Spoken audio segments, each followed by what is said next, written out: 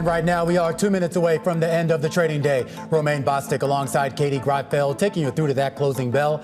It's a global simulcast. Tim Stenovec joins us from the radio booth. Christina Ruffini in today for Carol Masser. Welcome to our audiences across all of our Bloomberg platforms, television and radio, and our partnership with YouTube. On a mixed day on Wall Street, Tim, a lot of eyes right now on the inflation picture, but also a lot of eyes still on that tech trade. I'm on the edge of my seat right now, looking at the S&P 500, because it's up barely 2/100ths of 1% right now. Oh my God. And if it closes in the green, guys, I think he's just flexing. We're going to see a fifth day in a row of gains for the S&P 500. And you're excited about this. I'm so excited about this. That's great. I get excited about, small things in life. I hear you.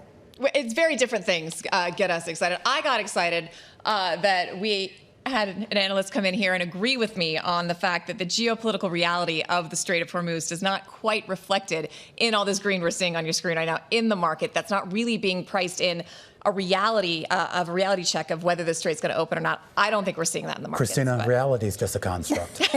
All right, I'm doing my is time. Welcome to the simulcast, Christina. I will say, Christina, though, I was sort of turning over that question when you take a look at what's going on with oil today, down 4.5%. We're right around $95 a barrel on Brent, even though, you take a look at the words coming from the president, it doesn't seem like negotiations are necessarily in a great place right now.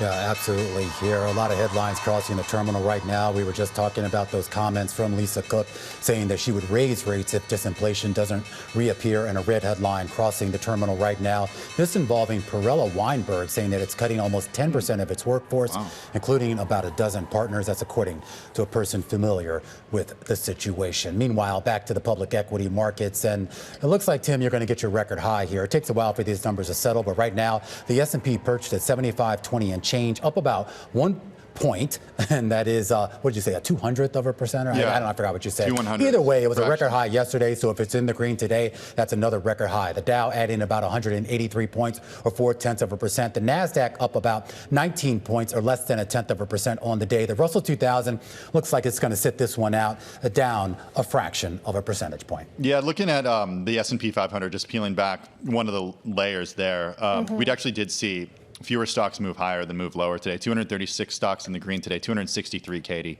in the red. A quick look at the circle, a real tug of war going on at the sector level here. You can see consumer discretionary was your gainer when it comes to the percentage gains, higher by about 1.9%. Consumer staples also higher. What dragged us lower, or tried to, energy down 1.5%. Financials, too, not having a great day either. Salesforce earnings crossing the wire right now. Let's get right to it here. The company says that for its fiscal first quarter, revenue came in at about $11.13 billion.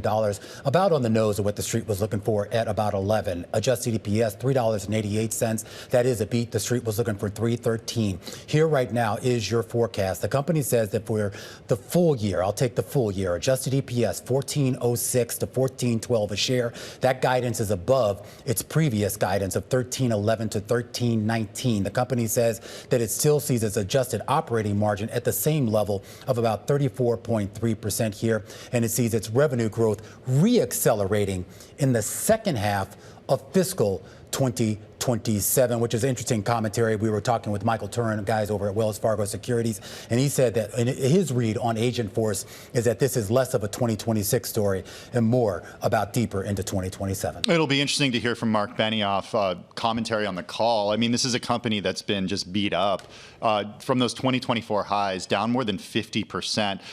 Mark Benioff, the chair, CEO, he said that agentic AI is the biggest growth opportunity for our customers, for Salesforce. We're number one in agentic CRM. Agentforce now powers every customer 360 application. It helps tens of thousands of businesses across every industry transform into agentic enterprises. But Katie, as the stock reaction has shown over the last few months, the company really does have to convince the market that these companies are not going to give up buying certain seats or offload some of these tasks to some of these AI companies that could be worth $1 trillion in the public market soon. Yeah, absolutely. That's really the primary concern of Wall Street, is that you have this competition coming from the likes of Anthropic, from OpenAI, sort of an existential question hanging over Salesforce shares. And it's been interesting that, it's mightily underperformed the bounce back that we've seen in software stocks overall and the NASDAQ 100 overall. And you can see that, we're trying to decide what to do after hours right here. Salesforce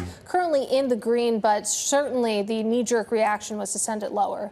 Another interesting headline, and this involves the remaining performance obligations for the most recent quarter. That did actually miss. It's $67.9 billion. The street was looking for $68.9. The company, though, does say that for the current quarter, the fiscal second quarter, it sees remaining performance obligations up about 14% from that number. So that could put some downward pressure on the stock because, of course, that is a big metric about where things are going forward. The company, guys, also did say that with regards to Agentforce, it said 50% of the Agentforce and Data 360 bookings, which is effectively the future of this company, came from existing customers. Okay.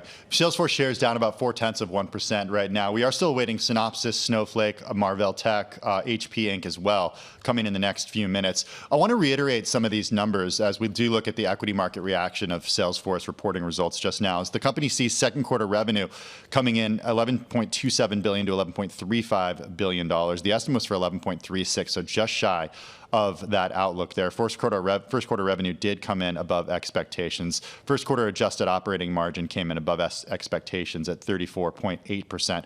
The company sees adjusted second quarter EPS 325 to 327. The estimate was for 325. Salesforce in the after hours down about 1.4%. Yeah, and it's going to be interesting, again, like you said, Tim, to hear from Mark Benioff himself, and also to hear, what the sell side wants to hear from him when it comes to Salesforce. Certainly, there's the idea out there that you think about Salesforce's clients, about its platform. This is a deeply entrenched sort of offering that they have. But still, you think about future growth here. That's the concern. Let's get right to Snowflake. Their earnings are out. But I first want to start with a headline from the Wall Street Journal saying that Amazon has struck a $6 billion deal with Snowflake for agentic chips. That is the headline, and that's a big part of the reason why the shares are up more than 10% here in the after-hours trade. As for the numbers, in the first quarter, it looks like the company did beat modestly. $1.39 billion on the revenue side. The street was looking for $1.33 billion. And as far as the EPS, 39 cents a share. The street was looking for 32 cents. Here's your guidance. The company says expect for the full year adjusted operating margin of 13.5%. That's an increase of about 1 percentage point over its previous guidance, and says that product revenue for the full year, $5.84 billion.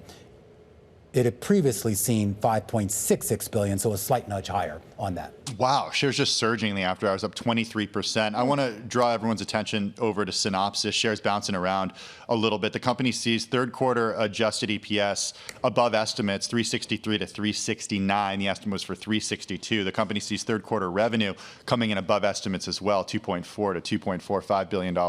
Shares bouncing around in the after hours. They were lower, now they're higher by about 0.7%, Katie. Let's also take a quick check on Marvell here as well, getting those earnings after hours. And when it comes to the first quarter adjusted EPS, that actually matched estimates, bang in line at 80 cents for the first quarter. Their first quarter net revenue coming in a touch above expectations, $2.42 billion. The estimate had been for $2.41 billion. In terms of the look ahead, the second quarter adjusted EPS expectation, it's a pretty wide range. They see 88 cents to 98 cents. The estimate had been for 90 cents. They also see second quarter EPS not adjusted between 32 to 42 cents. You take a look at the reaction in shares right now, popping after hours, higher by about 3% at the moment. I do just want to go back to Snowflake. They now are confirming that cooperation pact, at least as they're terming it here, with Elliott Management now. Remember, they had been that's Synopsys, my apologies, Synopsys, entering into that cooperation pact with Elliott Management with regards to the activist stake and some of the changes that they were looking for. That includes adding Jesse Cohn to the board. I do want to go back quickly to Snowflake, though, up 26%. 6% right now here on the back of that Wall Street Journal story saying that Snowflake will buy about $6 billion in these AWS chips over the next 5 years. Remember, Snowflake is basically an AWS native company, started in 2012 and basically was on the AWS platform since 2014. And Amazon shares, not doing much, but on that news too, just up about 0.3%.